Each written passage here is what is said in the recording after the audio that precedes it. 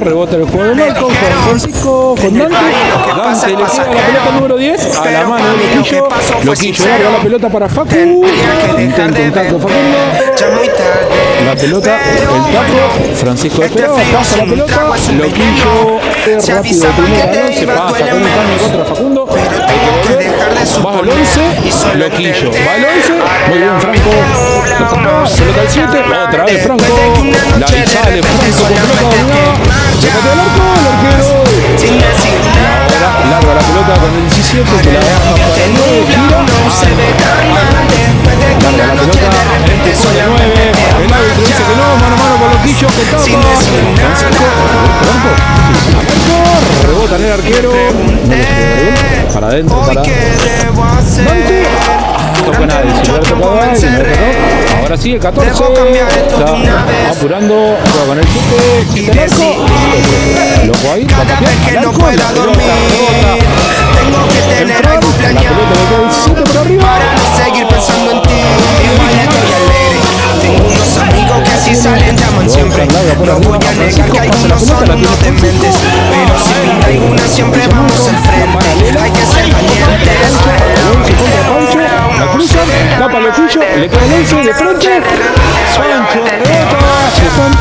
La tiene Francisco. Mano con el 9. Pasa Francisco. Para adentro para Facundo.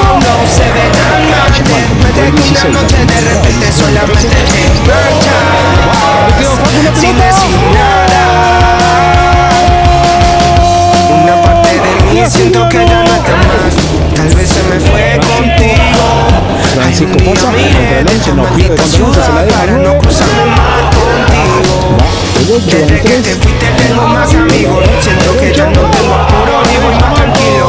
Me cansé de estar pensando negativo y negativo. Estar solo es un alivio. Se hace tarde, lo siento, sale. No sé muy bien cuándo volver. para adentro. Tranqui, siempre estoy bien. Solo me conoce. Rebota, Avalen que estaba en el segundo palo.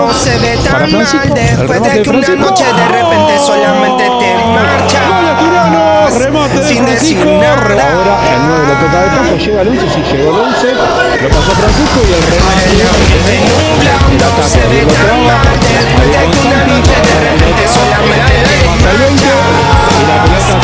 sin decir nada. Un poco más de 5 minutos. Para el nuevo partido. Ya no se ve Tiro libre, va Loquillo. Rebota. El jugador de Villamar. Salió el loco.